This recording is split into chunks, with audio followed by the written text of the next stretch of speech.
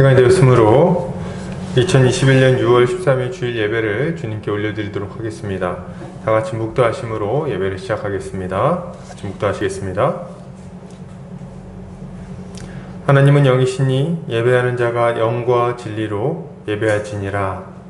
사랑과 은혜가 많으신 하나님 아버지 감사합니다. 오늘 사랑하는 우리 보금자리교회 형제자매들 모여서 함께 주님을 예배하고자 합니다. 주님, 우리가 주를 예배할 때에 이 자리 가운데 자정하여 주시고 하늘의 은혜를 우리 각 사람의 심령 가운데에 부어 주시옵소서. 우리 예배 가운데 자정하셔서 주님, 우리 예배를 받아주실 주님께 감사드리며 예수 그리스도 이름 받들어 기도 올려드립니다. 아멘. 다같이 찬송가 1장 찬송 올려드리겠습니다. 찬송가 1장입니다.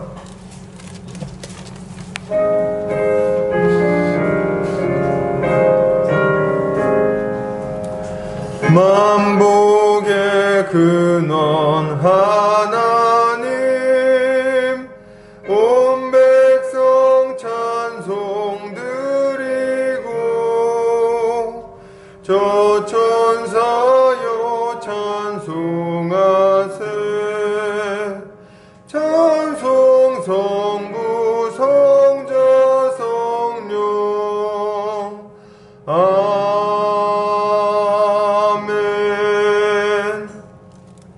다같이 사도신경으로 우리의 신앙을 고백하겠습니다. 성경 맨 앞페이지를 참고해 주시면 되겠습니다. 다같이 고백합니다. 전능하사 천지를 만드신 하나님 아버지를 내가 믿사오며 그 외아들 우리 주 예수 그리스도를 믿사오니 이는 성령으로 잉태하사 동정녀 마리아에게 나시고 본디오 빌라도에게 고난을 받으사 십자가에 못 박혀 죽으시고 장사한 지 사흘 만에 죽은 자 가운데서 다시 살아나시며 하늘에 오르사 전능하신 하나님 우편에 앉아 계시다가 저리로서 산 자와 죽은 자를 심판하러 오시리라. 성령을 믿사오며 거룩한 공예와 성도가 서로 교통하는 것과 죄를 사하여 주시는 것과 몸이 다시 사는 것과 영원히 사는 것을 믿사옵나이다. 아멘. 우리 주님이 가르치신 기도 하겠습니다. 하늘에 계신 우리 아버지여, 이름이 거룩히 여김을 받으시오며 나라 임하옵시며 뜻이 하늘에서 이룬 것 같이 땅에서도 이루어지이다. 오늘날 우리에게 일용할 양식을 주옵시고 우리가 우리에게 죄 지은 자를 사하여 준 것 같이 우리 죄를 사하여 주옵시고 우리를 시험에 들게 하지 마옵시고 다만 악에서 구하옵소서. 대개 나라와 권세와 영광이 아버지께 영원히 있사옵나이다. 아멘. 이 시간 우리 한 주간의 삶을 돌아보면서 주님 앞에 우리의 죄를 회개하는 시간을 갖도록 하겠습니다. 우리가 주님께 불순종했던 것들, 또 이웃의 마음을 아프게 했던 것들이 생각나신다면 이 시간 주님께 다 자복하고 은혜를 구하도록 하겠습니다. 다 같이 기도합니다. 사랑과 은혜가 많으신 아버지 하나님 감사합니다. 오늘도 주님을 예배하고자 이 예배의 자리에 나오게 해주시니 감사와 찬양 올려드립니다. 주님, 우리 한 주간의 삶을 돌아볼 때에 주님 앞에 고백해야 할 여러 가지 죄악이 있음을 이 시간 주님 고백합니다. 주여 아버지, 주님 말씀에 순종하며 하나님을 사랑하고 이웃을 사랑하며 저의 죄에서 자신을 깨끗하게 하고 그리고 오직 주님이 원하시는 의로운 삶을 살기를 힘쓰기보다는 제 자신의 유익과 쾌락과 즐거움을 위해서 또 성공을 위해서 주님이 금하신 것들을 기뻐하며 그런 죄들을 범했고 또 아버지 이웃들을 섬기고 사랑으로 또 세워주기보다도 도리어 깎아내리고 상처 주는 말을 하고 또 날카롭게 또 이렇게 상처 주었던 것들을 주님 다시금 생각해 봅니다. 이 시간 다시금 예수 그리스도 십자가 보혈의 능력으로 주님 우리의 죄를 씻어주시기를 구하오니 주여 우리를 정결케 하여 주시옵소서. 그리하여 우리 죄가 씻어지고 오직 주님 앞에 나아갈 수 있게 하여 주시기 원합니다. 예수 그리스도 십자가 보혈의 능력이 우리를 모든 죄에서 완전히 깨끗하게 씻어주심을 믿습니다. 예수 그리스도 이름 받들어 기도 올려드립니다. 아멘. 이 시간 찬송가 420장 찬송 드리겠습니다.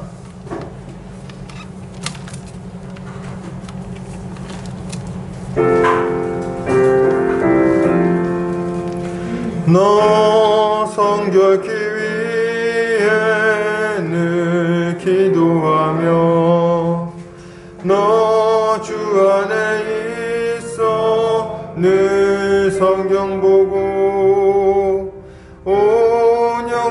늘 함께 늘 사귀면서 일하기 전마다 너 기도하라. 너 성결케 위해 내 머리 숙여 저 은밀히 계신 내 주께 빌라. 주 사귀어 살면 주 닮으리니 널 보는 이마다 주 생각하라. 너 성결케 위해 주 따라가고 일 다급하여도 당황치 말고 참 즐거울 때나 또 슬플 때나 너 주님만 믿고 늘 따라가라. 너 성결케 위해 늘 기도하며 내 소원을 주께 다 맡기어라. 너 성령을 받아 주 섬겨 살면 저 천국에 가서 더 잘 섬기리. 아멘. 이 시간 우리를 대표해서 안정호 목사님 나오셔서 기도해 주시겠습니다.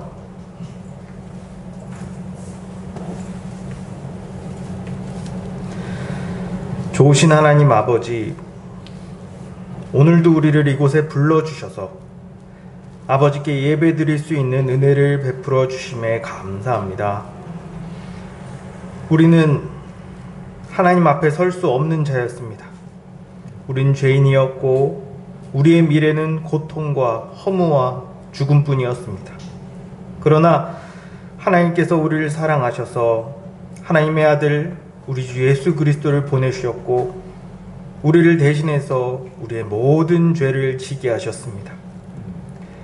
예수님의 십자가 죽음으로 우리의 죄는 용서받았고 이제 우리는 담대히 주님 앞에 나와 아버지를 아버지라 부르며 아버지를 찬양할 수 있는 하나님의 백성이요 하나님의 아들이 되었습니다.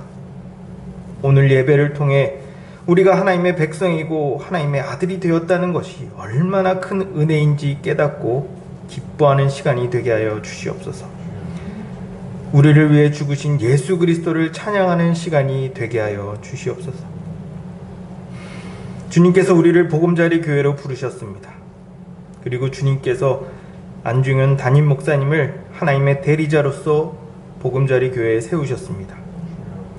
목사님께서 하나님의 말씀으로 교회를 잘 다스릴 수 있도록 은혜를 베풀어 주시옵소서.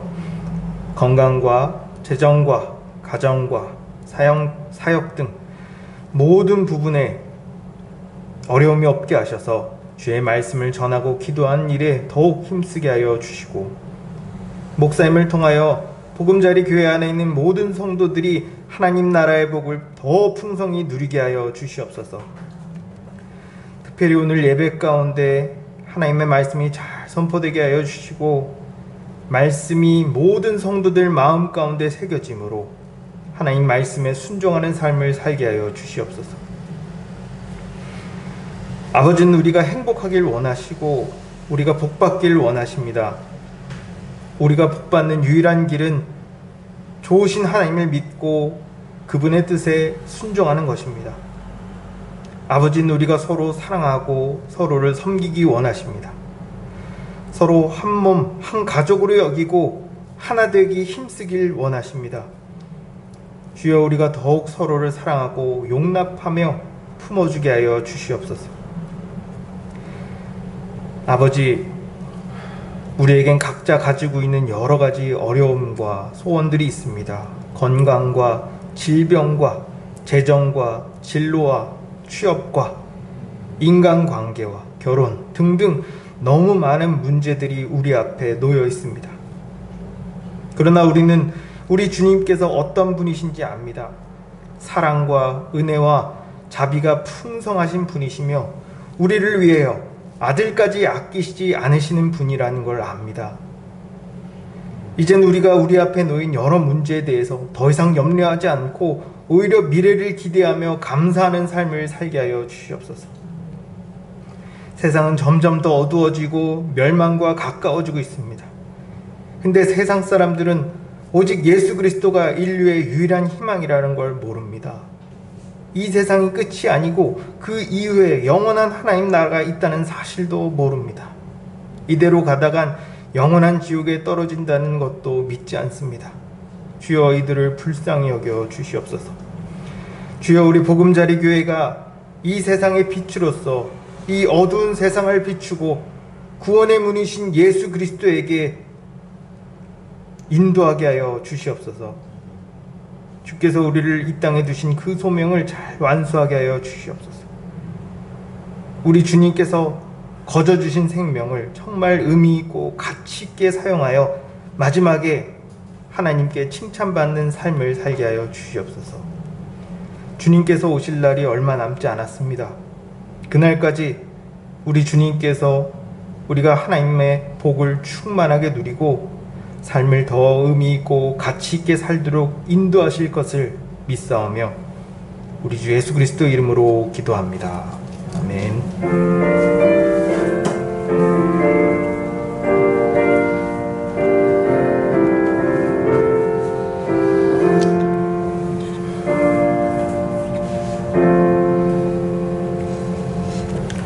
이 시간 요리문답하는 시간 갖겠습니다. 주보 오른쪽 면을 참고해 주시면 되겠습니다.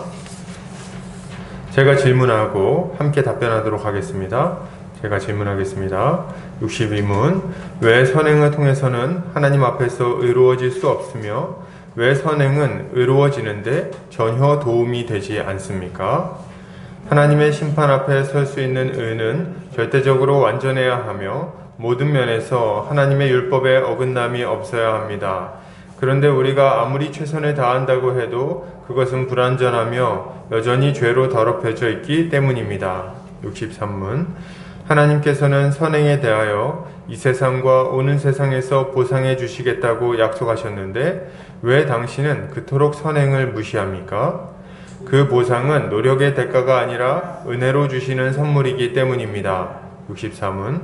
그렇다면 사람들은 그러한 교훈으로 인해 선행에 관하여 무관심해지고 사악해지지 않겠습니까? 아닙니다. 참된 믿음으로 그리스도와 연합한 사람은 감사의 열매를 맺지 않을 수 없습니다. 아멘. 광고 보겠습니다. 복음자리 교회 오신 성도님들 환영합니다. 주님 안에서 함께 자라가기를 소망합니다. 오늘 온라인으로 예배드리시는 형제 자매님들도 있고 그런데 처음 오신 분들 환영의 박수 치겠습니다. 환영합니다. 잘 오셨어요. 예배 드리면서 또 말씀을 배우면서 건강하게 잘 자라나기를 소망합니다. 코로나19가 유행 중에 있습니다. 인사는 목례로 대신하도록 하겠습니다. 당분간 점심 식사는 없습니다. 코로나가 속히 종식되어 모이기를 힘쓰는 교회가 되도록 기도했으면 좋겠습니다.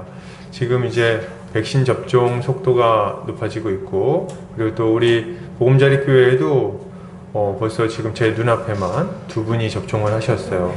그리고 이제 돌아오는 주중에 또 우리 현철 형제가 접종을 또 한다 그러고 하는데 저도 이제 이렇게 하게 되고 이렇게 하면은 곧 한두 달 내로 우리가 또 자유롭게 모일 수 있지 않을까 기대를 해봅니다. 자, 어쨌든 그날이 빨리 올 수 있도록 우리 기도하고 또 조심했으면 좋겠습니다. 말씀정규센터와 한책의 사람들, 말씀운동연합과 누룩운동, 장신 바이블스터디와 숙명예대 시카 모임 가운데 많은 열매가 맺혀지도록 기도해 주시면 감사하겠습니다. 이번 지난주에 그 말씀선교센터에서 목회자 대상으로 구속사 신학훈련 과정이 열렸습니다. 그래서 잘 마쳤고요. 주님 은혜 가운데 잘 마쳐서 166명의 목회자분들이 많은 또 도움을 얻으셨습니다. 앞으로도 이 사역이 잘 진행될 수 있도록 기도해 주시면 감사하겠습니다. 자, 우리 말씀 보도록 하겠습니다. 창세기 18장 1절에서 8절 말씀입니다. 창세기 18장 1절에서 8절 말씀입니다. 제 성경으로는 구약 성경 21페이지에 있습니다. 제가 봉독해 올리도록 하겠습니다. 여호와께서 마므레의 상수리 나무들이 있는 곳에서 아브라함에게 나타나시니라. 날이 뜨거울 때에 그가 장막문에 앉아 있다가 눈을 들어 본즉 사람 셋이 맞은편에 서 있는지라. 그가 그들을 보자 곧 장막문에서 달려나가 영접하며 몸을 땅에 굽혀 이르되 내 주여 내가 주께 은혜를 입었사오면 원하건대 종을 떠나 지나가지 마시옵고 물을 조금 가져오게 하사 당신들의 발을 씻으시고 나무 아래에서 쉬소서. 내가 떡을 조금 가져오리니 당신들의 마음을 상쾌하게 하신 후에 지나가소서. 당신들이 종에게 오셨음이니이다. 그들이 이르되 내 말대로 그리하라. 아브라함이 급히 장막으로 가서 사라에게 이르되 속히 고운 가루 세스알을 가져다가 반죽하여 떡을 만들라 하고 아브라함이 또 가축대 있는 곳으로 달려가서 기름지고 좋은 송아지를 잡아 하인에게 주니 그가 급히 요리한지라. 아브라함이 엉긴 젖과 우유와 하인이 요리한 송아지를 가져다가 그들 앞에 차려놓고 나무 아래에 모셔 섬에 그들이 먹으니라. 아멘. 창세기 18장 1절에서 8절까지 나그네를 대접하는 신앙이라는 제목으로 말씀을 나누도록 하겠습니다. 예전에 교회 안에는 감동적인 이야기가 참 많이 들려왔습니다. 교회를 세상의 빛과 소금이라고 얘기하는데요. 빛과 소금이라고 얘기할 만한 이야기들이 교회 안에 많이 들려왔다는 거예요. 여러 가지 섬김의 이야기들이죠. 김 집사님이 어떤 어린 학생 아픈 것을 대신 병원비를 대줘서 그 학생이 잘 치료를 받았다더라. 어떤 가정이 굉장히 고통을 겪고 있었는데 이장로님이 잘 돌봐줘가지고 가정이 다시 회복되었더라. 때로는 어떤 학생이 학비가 없어가지고 학교에 들어가지 못하고 곤란을 겪고 있는데 어떤 성도님이 잘 도와줘서 학교를 잘 졸업할 수 있었더라. 이렇게 개개인에 대한 이야기도 많이 있었고요. 그 교회는 가면은 서로 섬기고 돌보고 정말 챙겨주고 이렇게 해가지고 힘든 사람들도 가기만 하면 회복되더라. 자녀가 참 아프고 힘든 가정 가운데 있었는데 교회 가서 회복되었더라. 이런 여러 좋은 이야기들이 많이 들렸던 것 같습니다. 이웃을 섬기기 위해 자기의 모든 것을 내어주는 성도들의 이야기가 교회 안에서 심심치 않게 아주 빈번하게 들려왔다는 거예요. 그리고 정도는 다 다르지만 성도들은 모두 그런 이야기를 듣고 나도 그런 삶을 살아야겠다고 결심하고 또 열심히 그런 삶을 살기 위해서 애쓰는 모습들을 가지고 살았다는 말이죠. 저는 이것이 교회의 아주 자연스러운 모습이고 반드시 나타나야 되는 모습이라고 생각합니다. 근데 지금은 좀 어떤지 모르겠습니다. 지금은 좀 어떻습니까? 저는 지금 이런 모습들이 많이 좀 위축되었다는 생각을 좀 하곤 합니다. 서로를 섬기기 위해서 물질과 시간을 사용하고 또 자신의 가지고 있는 것들 아끼지 않고 돌보는 일들을 찾아보기가 좀 힘들게 됐어요. 그런 것들보다는 그런 어떤 섬김의 모습들은 좀 교회에 과도하게 빠진 사람들이나 좀 하는 행동으로 좀 많이 여기고 있는 것 같고, 그리고 대신에 자기 살 길을 준비하고 적당히 한 발 담그고 신앙생활 하는 것들, 적당히 섬기는 것들을 신앙의 미덕인 것처럼 여기는 풍토가 지금 좀 자리하지 않았나 이런 생각을 합니다. 그러니까 남들보다는 자기 자신을 먼저 챙기는데 바쁘다는 거예요. 우리 교회가 그렇다는 얘기는 아니죠. 근데 이제 그런 모습들이 이 시대에 많이 나타나는 것 같다. 사랑하는 우리 성도님들, 우린 이런 풍토를 좀 바꿔야 되겠습니다. 혹시 우리 가운데 그런 풍토가 들어온다면 이걸 바꾸기 위해서 우리가 아주 애를 써야 되겠어요. 자기 사랑에 빠져있는 모습을 버리고 하나님 사랑과 이웃 사랑의 모습을 더 적극적으로 좀 살아내야 되겠어요. 이렇게 할 때 교회는 비로소 세상의 빛과 소금으로서 세상에 선한 영향력을 끼칠 수 있게 될 것이기 때문입니다. 그런 의미에서 우리는 오늘 본문을 통해 교회가 이 세상을 살아갈 때 어떤 모습을 가져야 할 것인지에 대해서 좀 한번 살펴보고자 합니다. 오늘 아브라함이 마므레의 상수리 나무들이 있는 곳에서 그의 장막문에 앉아 있었습니다. 좀 뜨거운 때였던 것 같아요. 저 뜨거운 때 이렇게 앉아 있었는데 뭐 어떤 학자들은 아마 졸고 있었을 거다 뭐 이런 얘기를 막 하곤 합니다. 학자들이 뭐 이런 걸 연구하는지 모르겠어요. 그래서 실제로 이렇게 막 써놨더라고요. 책에 보면 아마 졸고 있었지 않았겠나. 그래서 그게 뭐 연구할 거인지 모르겠는데 아무튼 이렇게 졸고 있었나 봐요. 졸고 있었는데 그때 맞은편에 세 명의 어떤 나그네가 딱 등장을 합니다. 세 사람이 서 있는 것을 아브라함이 딱 발견하고 그리고 그들에게 이제 달려갑니다. 지나가는 나그네들이라고 생각을 했던 것 같아요. 그래서 막 달려가가지고 그들을 영접해요. 아브라함의 반응을 보면 이 세 사람의 나그네를 아주 극진하게 영접하고 있는 것을 우리가 볼 수 있습니다. 아브라함은 그들을 만났을 때 먼저 어떻게 반응합니까? 자, 우리 2절 보면 눈을 들어 본즉 사람 셋이 맞은편에 서 있는지라 그가 그들을 보자 곧 장막문에서 달려나가 영접하며 몸을 땅에 굽혀 그러니까 막 달려나간 거예요. 그래서 마치 그냥 지나갈까봐 그냥 지나가지 못하게 하려고 호객행위 하듯이 마치 막 달려나가지고 붙들고 몸을 굽히면서 아이고 어디 가십니까 지금 지나가지 말고 저랑 같이 있으시죠 막 얘기를 하고 있는 거예요. 아주 굉장히 정중하게 초대를 하는데요 이렇게 말을 합니다. 내 주여 내가 주께 은혜를 입었사오면 원하건대 종을 떠나 지나가지 마시옵고 뭐 이렇게 얘기를 합니다. 그래서 자기는 종이고 당신들은 대접받아 마땅한 상전들입니다. 뭐 이런 어떤 이야기를 하고 있는 거예요. 근데 이건 약간 관용적인 용어였다고 합니다. 그래서 인사말로 굉장히 정중하게 초대하는 표현들인 거예요.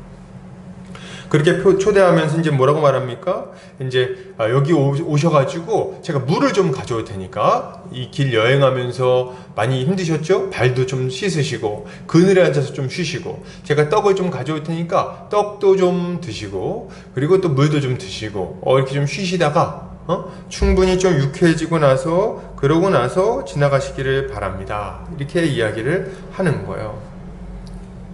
굉장히 겸손하게 굉장히 열정적으로 막 설득해서 이제 영접을 하고 있는 거죠.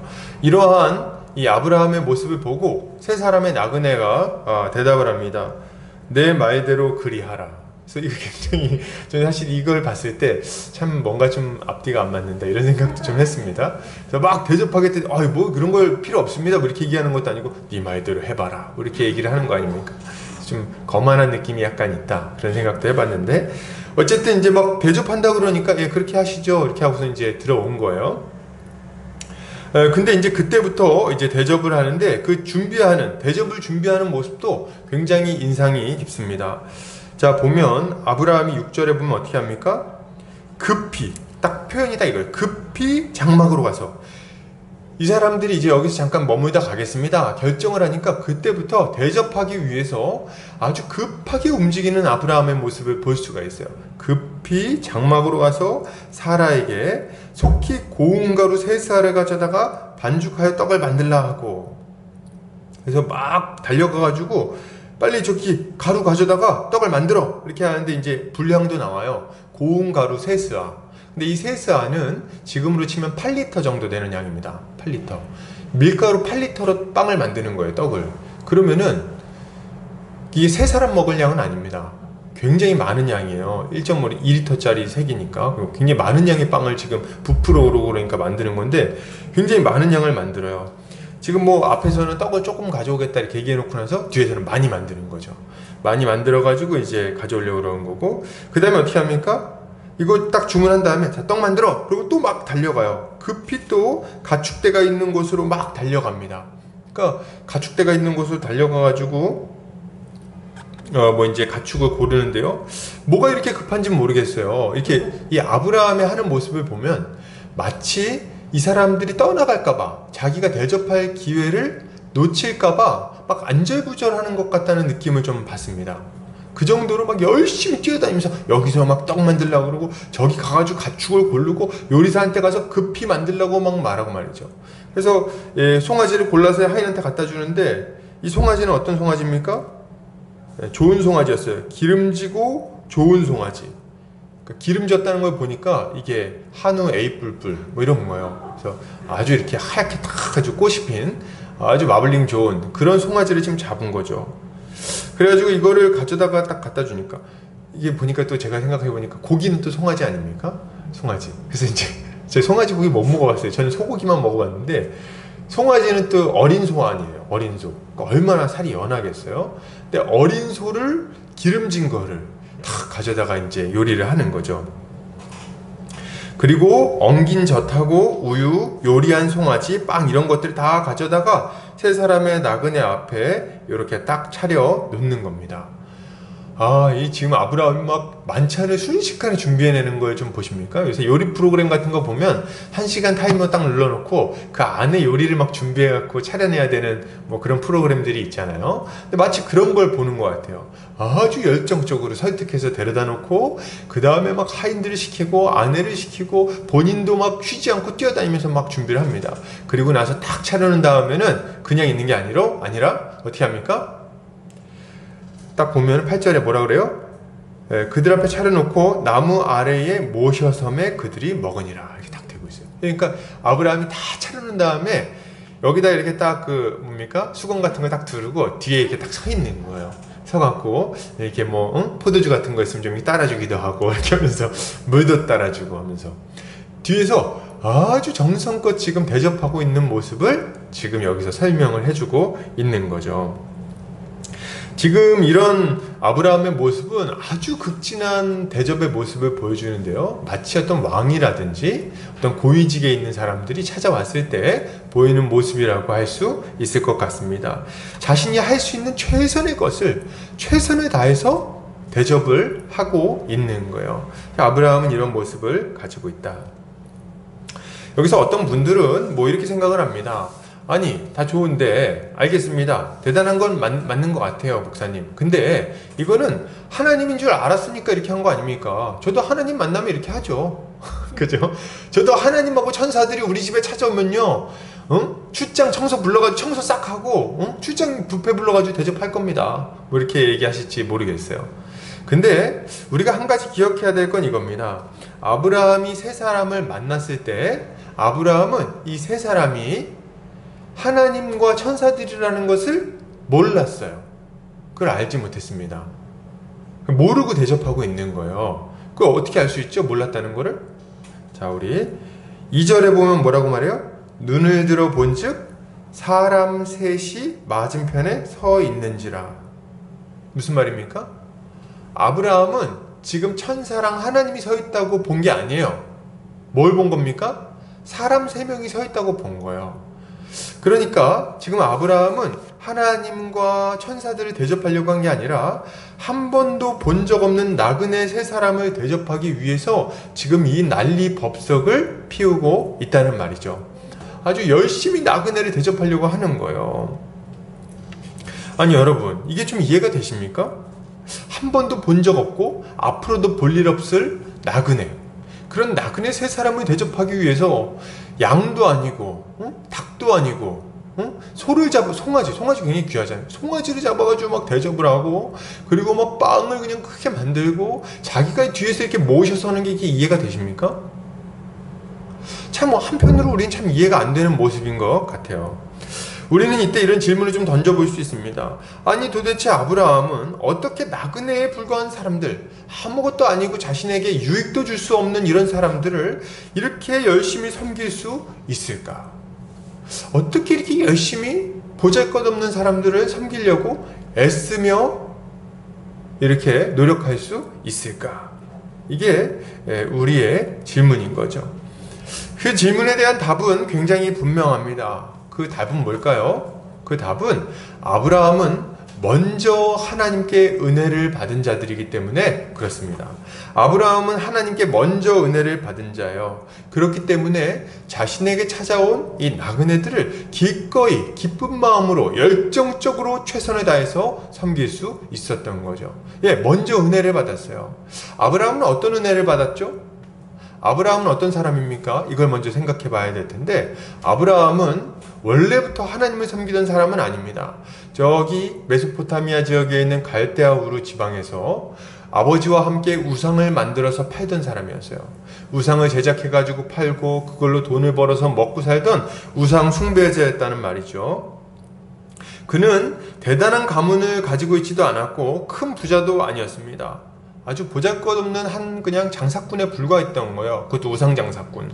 그런데 말이죠, 이 아브라함은요 그거에 대해 가지고 더 비참한 어떤 처지에 있었는데 70이 넘도록 자녀가 없었어요. 그러니까 불임 가정이었어. 그러니까 아브라함의 인생은요 그 말 그대로 정말 비참하고 공궁하고 정말 빈곤하게 짝이 없는 그런 인생이라고 말할 수 있는 겁니다.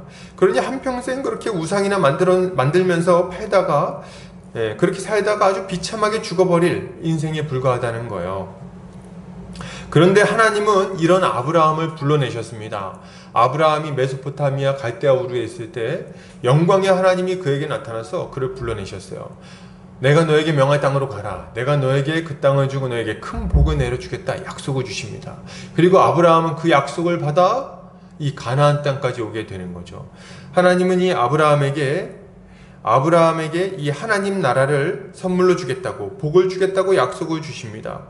그가 잘하거나 뛰어나서 불러서 복 주시겠다고 말씀하시는 게 아니에요. 그가 우상 숭배하면서 하나님을 대적하면서 살고 있을 때, 그가 아무런 공로가 없을 때 우리 하나님은 그를 선택하시고, 이유 없이 선택하셨어요. 이유 없이 선택하시고 불러서 하나님의 백성 삼아 주신 거죠. 하나님 주신 약속은 정말 무지막지한 겁니다. 뭐예요? 아브라함을, 그 우상 숭배자였던 아브라함을 하나님의 백성으로 만들어서 하나님 나라의 복을 주겠다고 약속을 주십니다. 그를 축복의 통로로 만들어서, 복의 통로로 만들어서 모든 열방이 아브라함으로 인해서 복을 받게 만들겠다고까지 약속을 주시는 거예요. 가나안 땅도 주시고 자손도 많이 주시겠다고 약속하시죠. 그리고 그 일들을 신실하게 이루어 가시는 겁니다. 아브라함은 이 하나님의 부름을 받아서 가나안 땅에 온 이후로부터 자신의 그 삶에서 일어날 거라고 정말 상상도 못했던 그런 일들을 계속해서 경험하게 됩니다. 어떤 일을 경험하죠? 하나님이 함께 하세요. 그의 예배를 받으시고요, 그와 동행하십니다. 애굽으로 내려갔을 때 애굽 땅에서 그 애굽의 왕인 바로에게 아내를 빼앗길 위기에 좀 처했어요. 본인이 좀 믿음이 없어가지고 거짓말도 하고 막 그랬죠. 그래서 아내를 뺏길 위험에 처했는데, 근데 하나님께서 이 강대한 애굽의 왕 바로를 아주 혼쭐을 내주시고, 그리고 그의 손에서 그 아브라함의 아내 사례를 뺏어서 다시 돌려보내 주십니다. 그리고 아브라함은 그 애굽에서의 사건 때문에 많은 부를 이루고 다시 가나안 땅으로 올라오게 돼요. 이런 경험을 막 아브라함이 하게 됩니다. 이게 답니까? 아니요, 그렇지 않아요. 아브라함이 와, 하나님 정말 대단하신 분이구나 이렇게 생각하고 있는데 14장에 보면 세계 전쟁이 벌어집니다. 북방의 4개 제국과 이 남방의 5개 왕들이 큰 세계 전쟁을 벌여요. 그 전쟁 가운데 자기의 조카 롯이 이 북방 제국군에 끌려가게 됩니다. 그래가지고 이제 큰일 난 거죠. 그때 아브라함이 아무것도 아닌 자신의 가병들 318명을 데리고 쫓아가가지고 그 군대와 맞서 싸웁니다. 318명이 4개의 제국군의 연합군하고 싸우는 거예요. 그래가지고 어떻게 합니까? 그 제국군을 완전히 박살내버리고 자기의 조카 롯을 찾았을 뿐만 아니라 빼앗겨갔던 모든 기물들, 모든 재물들, 사람들을 다 찾아가지고 돌아오는 정말 놀라운 승리를 거두게 되는 거예요. 아브라함은 이런 일들을 막 경험합니다. 아브라함 원래 어떤 사람이었다고요? 저 갈대아 우르 지방에서 우상 막 제작하면서 팔이 좀 삐뚤어졌는데 뭐 이런 거 좀 생각하면서 이 뿔을 좀 크게 만들어 볼까 뭐 이런 거 고민하면서 정말 소시민적으로 요거 팔면서 이거 뭐 20세겔입니다 뭐 이렇게 해가지고 팔아갖고 돈 벌어갖고 먹고 살던 아무것도 아닌 사람인데, 근데 그런 사람이 지금 어떤 경험을 하고 있는 거예요? 하나님이 백성이 돼서 하나님이 함께 하시고 복을 주시고 그에게 자녀를 많이 주겠다는 약속도 하시고 그를 이끌어 주시고, 그리고 그가 애굽 왕 바로에게서 막 높임을 받게 하기도 하시고, 그리고 그가 세계전쟁에 막 참여했는데 이기게도 하시고 승리해서 많은 것들을 그냥 빼앗아가지고 돌아오게 하기도 하시고, 이런 일들을 막 경험하게 하시는 겁니다. 그리고 그 이후에는 어떻게 하십니까? 아브라함에게 찾아오셔가지고 저 하늘의 별과 같이 많은 자손을 주겠다고 다시 한번 약속을 확증해 주시죠. 그리고 그 약속을 어떻게 알겠냐고 막 물어보니까 어떻게 하십니까? 불타는 화로를 확 지나가게 하심으로 언약식을 맺으시죠. 짐승 쪼개놓은 거 기억나시나요? 짐승 쪽에서 그 사이로 횃불이 막 지나가는 모습을 보여주시면서 하나님께서 반드시 아브라함을 통해서 아브라함에게 약속한 복을 이루시겠다고 약속을 확증해 주시는 거예요. 그리고 아브라함이 그 이후에 또 한 번 넘어지니까 이스마엘을 보내주셔가지고 그 자녀를 태어나게 하시고 이름을 짓게 하셔가지고 어떻게 합니까? 내가 너의 고통을 다 알고 있다 말씀도 해주시고, 그리고 나서 얼마 전에는 무슨 일이 있었냐면 아브라함에게 찾아오셔가지고 너는 내 앞에서 행하여 완전하라 말씀하시고 이름을 바꾸어서 열국의 아버지가 될 거라고 다시 한번 확언도 해주시고, 그리고 할례의 언약도 해주시고 막 이렇게 하시는 거예요. 아브라함은 전에 어떤 자였습니까? 우상 숭배하던 자. 근데 지금은 어떤 자입니까? 열국의 아버지가 되어서 모든 민족이, 많은 민족이 아브라함으로 인해서 하나님께 돌아오게 만들겠다고 약속을 받은 자, 그런 자가 되게 만들어 주시는 거예요. 아브라함은 정말 아무것도 아닌 자였어요. 그런데 지금은 열국의 아버지가 되어 하나님께 은총을 받은 자가 되어 이 자리에 서 있게 된 거죠. 아브라함은 자신이 받은 이 은혜를 생각하며 기꺼이 이웃을 섬기는 삶을 살겠다고 마음 먹고 그런 삶을 살아가고 있는 것입니다. 할렐루야. 거기다가 이제 17장 좀 보면요, 뭐라고 약속하십니까? 이렇게 17장에 아주 결정적인 약속을 하시죠. 야, 내년 이맘때쯤에는 사라에게서 아이가 있을 거다, 이렇게 얘기를 하시는 거예요.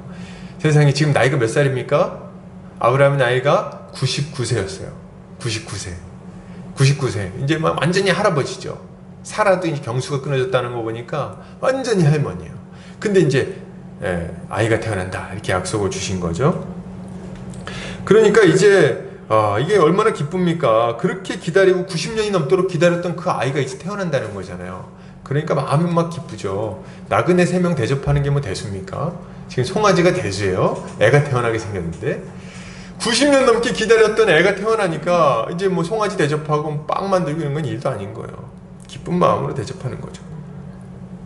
여러분, 제가 왜 아브라함이 받은 은혜에 대해서 막 이렇게 얘기할까요? 우리도 마찬가지이기 때문에 그렇습니다. 우리도 마찬가지예요. 우리도 아브라함과 같이 은혜를 받은 자입니다. 아브라함만 은혜 받은 게 아니에요. 여러분 기억하시기 바랍니다. 너무 큰 은혜를 우리가 받았죠. 우리는 전에 허물과 죄로 죽었던 자들입니다. 아브라함은 우상을 숭배하면서 살았나요? 우리도 그랬어요. 에베소에서는 이렇게 말하고 있습니다. 에베소 2장 1절에 3절입니다. 그는 허물과 죄로 죽었던 너희를 살리셨도다. 그때 너희는 그 가운데서 행하여 이 세상 풍조를 따르고 공중의 권세 잡은 자를 따랐으니 곧 지금 불순종의 아들들 가운데서 역사하는 영이라. 전에는 우리도 다 그 가운데서 우리 육체의 욕심을 따라 지내며 육체와 마음에 원하는 것을 하여 다른 이들과 같이 본질상 진노의 자녀였더니, 이렇게 말하고 있어요. 우리는 어떤 자들이었습니까? 우리는 이 세상 풍조를 따라서 살던 자들이에요. 이 세상의 그 죄악된 풍조, 음란한 풍조, 온갖 종류의 그 돈을 사랑하고 아주 완고하고 교만한 풍조, 이런 것들을 따라서 살던 자들입니다. 우리가 그런 사람들이었어요. 거기다가 마귀에게 순종하던 자들이죠. 마귀는 우리를 유혹해서 온갖 종류의 죄를 마음껏 져도 된다고 유혹하는 자들 아닙니까? 그리고 우리 자신을 위해서 살라고, 하나님같이 되라고 유혹하는 자들 아닙니까? 근데 이 마귀에게 순종하며 온갖 종류의 죄악을 마음껏 지으며 살던 자들이에요. 마음에 원하는 대로. 그게 우리였습니다. 하나님을 사랑했습니까? 아니요. 우리가 하나님을 사랑 안 했죠. 하나님은 원망하고 비웃고 거절하고 완고하게 우리 스스로의 인생을 우리 혼자서 살아낼 수 있다고 주장하던 아주 교만한 자들이었죠.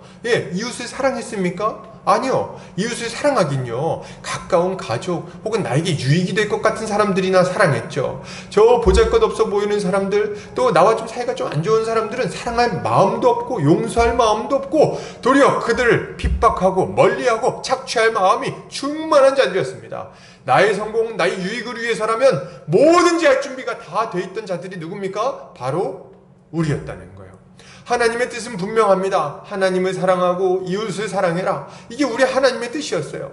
하나님의 뜻에 합한 것이 하나라도 있었습니까, 우리가? 하나님을 사랑하긴요, 하나님을 원망했다고요.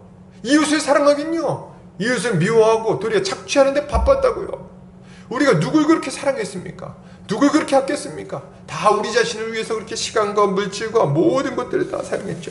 우리의 성공과 유익을 위해서라면 다른 사람의 아픔 같은 거는요, 기꺼이 눈을 감아줄 수 있는 자들이었어요. 힘듭니까?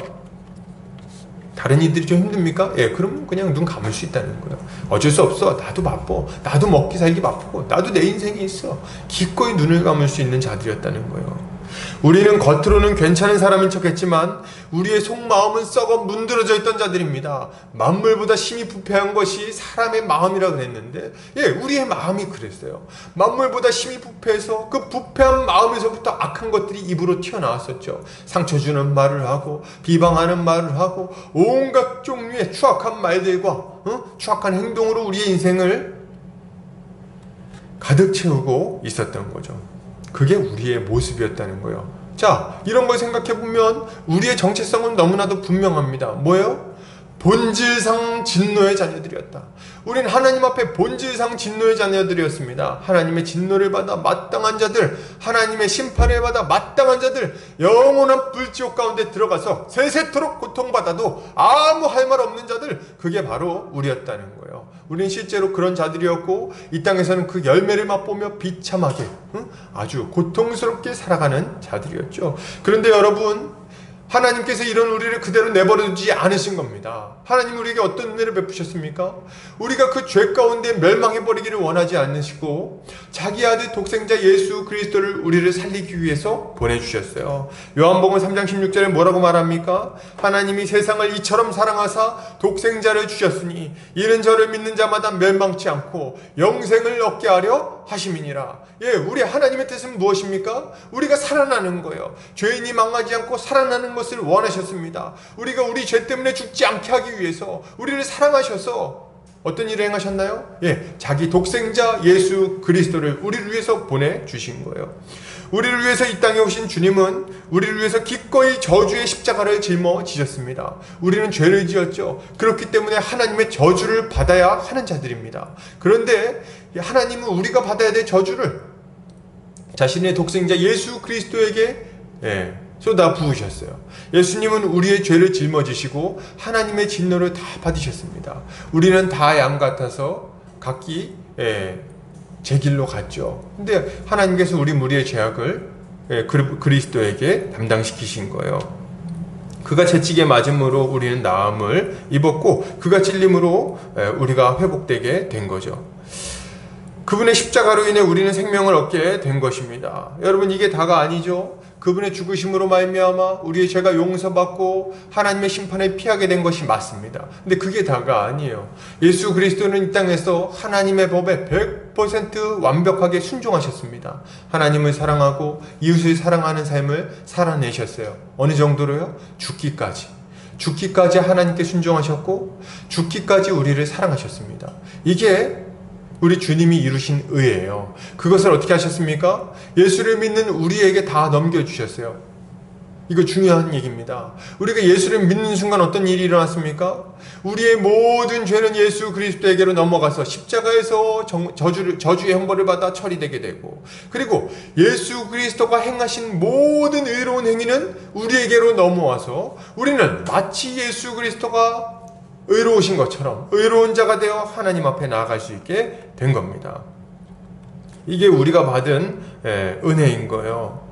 그래서 우리는 믿음으로 하나님 나라의 모든 복에 동참하게 된 것입니다.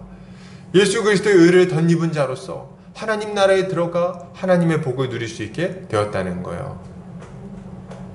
할렐루야. 근데 말이죠, 이게 또 다가 아닙니다. 우리가 이제 예수님 믿고, 좀 쉽게 얘기할게. 예수 믿고 구원받았어요. 예수 믿고 구원받았어. 근데 그게 다가 아니라, 이제 그거는 예수 믿고 구원받았다 이렇게 얘기하면, 아, 그럼 죽으면 천국 간다는 얘기구나, 이렇게 생각하시는 분들이 많아요. 근데 여러분, 그거 맞는 얘기인데요, 그게 다는 아닙니다. 우리는요, 죽고 나서 가는 게 아니라 이 땅에서부터 천국 백성이 되어 하나님 나라의 복을 누리며 살아갈 수 있게 되었어요. 어떻게 해요? 예수께서 우리에게 성령을 부어주셨습니다. 그래서 우리를 지금 이 순간에도 다스려 주세요. 우리와 함께 하시고 우리를 다스려 주십니다. 그리고 우리의 모든 필요를 채워주세요. 이게 우리 주님이 하시는 일입니다. 그리고 하나님 나라의 그 모든 복을 천국에서만 누릴 수 있다고 생각했던 그 복을 이 땅에서도 누리게 누리며 살아가게 만드시는데요. 어디서 누리게 만드십니까? 예, 교회 안에서 그 복을 충만하게 누리며 살아가게 만드시는 거예요. 우리의 사명을 회복시켜 주시고요. 그리고 우리가 먹고 마시고 살 수 있도록 일용할 양식을 주시고, 형제 자매들과 함께 살아가며 필요한 것들을 공급받게 하시고, 그리고 또 사랑하는 사람들과 함께 있으며 서로 사랑을 나누며 살아가게 만드시죠. 이 모든 일 가운데 우리 하나님이 함께 하시고 복을 주시고 또 우리 예배를 받으시며 그렇게 함께 해 주시는 거예요. 이게 하나님께서 우리에게 주신 복입니다. 할렐루야! 하나님이 우리에게 이런 복을 주셨어요. 그리고 우리는 장차 영원한 나라에 들어가 부활 생명을 가지고 이 복을 영원토록 누리게 되겠죠. 우리가 아브라함의 섬김에 대해서 말할 때 가장 먼저 우리가 붙들어야 할 진리가 여기에 있습니다. 뭡니까? 우리 주님이 먼저 아브라함을, 먼저 우리를 사랑하셨다는 겁니다. 우리가 그 진리를 굳게 붙들어야 되겠어요. 응? 그래서 우리가 살게 된 거 아닙니까? 주님이 우리를 먼저 섬겨주셨어요. 우리는 먼저 우리가 얼마나 큰 은혜를 받았는지를 많이 생각해야 돼요. 우리가 얼마나 큰 은혜를 받았나, 하나님이 우리를 얼마나 사랑하셨나, 그 은혜에 대해서 깊이 생각해야만 섬김의 삶을 살 수가 있는 겁니다. 제가 이렇게 보면은 제가 이제 교회 안에 교회 신앙생활하고 지도도 하고 이렇게 하다 하면서 여러 가지 좀 생각을 하게 된 것들이 있는데, 그 중에 하나는 이 하나님의 은혜에 대해서는 잠깐 짧게 생각하고 어떻게 살아야 되는지에 대한 고민만 많이 한다는 느낌을 좀 자주 받습니다. 그래서 교회 생활을 그렇게 생각하는 거예요. 하나님이 우리에게 베푸신 은혜를 깊이 생각해야만 자연스럽게 주님께 어떻게 순종해야 될 것인지를 생각하게 되는 건데, 이게 좀 뒤집어졌어요. 그래서 은혜는 짧게 생각하고 예수님이 나를 위해 십자가에 죽으셨지?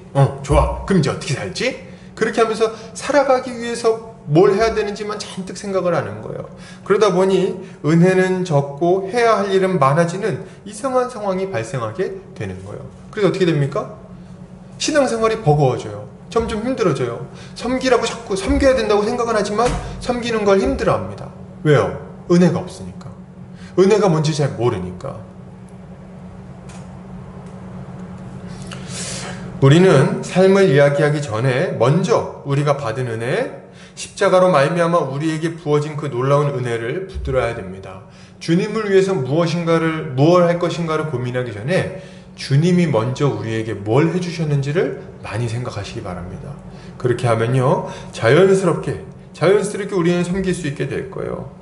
이 구원의 은혜, 하나님께서 우리에게 부어주신 그 복, 이런 것들을 굳게 붙들고 계속해서 생각하고 맛보고 그 안에 깊이 잠겨 있어야 되겠어요. 이 복음의 진리 안에. 그래서 이게 우리의 막 그냥 세포 하나하나에 깊숙이 새겨질 때까지, 예수 그리스도의 보혈이 아주 깊이 우리의 인생에 묻을 때까지, 그때까지 가만히 그걸 깊이 묵상하시기 바랍니다. 그 은혜 가운데 우리가 잠겨 있으면요, 어느 순간 우리가 어떻게 살아야 할 것인지에 대해서 알게 될 것이고, 그렇게 사는 것도 자연스럽게 이루어지게 될 거예요. 할렐루야. 자, 그럼 계속해서 좀 살펴보도록 하겠습니다. 우리는 이제 예수 그리스도의 그 십자가 은혜, 하나님이 베풀어 주신 은혜 이렇게 생각하면은요, 섬김의 삶을 살아야겠다는 생각이 충만해지게 됩니다. 그죠? 이렇게 충만하게, 야, 이제 주를 위해서 정말 좀 섬기고 싶다. 내가 이렇게 섬김받았는데, 이렇게 사랑받았는데, 어떻게 가만히 있을 수 있어? 어떻게든 좀 섬기고 싶다. 이런 마음이 생겼을 때, 그런 충만한 마음 가운데 있는 우리에게, 이런 섬김의 삶을 살고 싶은 우리에게 주님이 명령하세요. 뭐라고요? 요한복음 13장 34절입니다. 새 계명을 너희에게 주노니 서로 사랑하라. 내가 너희를 사랑한 것 같이 너희도 서로 사랑하라. 그러니까 막 사랑하고 싶은 마음이 충만한 우리에게 뭐라고 명령하세요? 그래, 사랑해라. 이렇게 명령을 하신다는 거예요. 주님은 하나님의 은혜를 받은 자들, 주님의 사랑을 먼저 받은 자들에게 서로 사랑하라고 명령하십니다. 어떻게 사랑해야 됩니까? 주님이 우리를 사랑하신 것 같이 사랑하라고 말씀하시죠.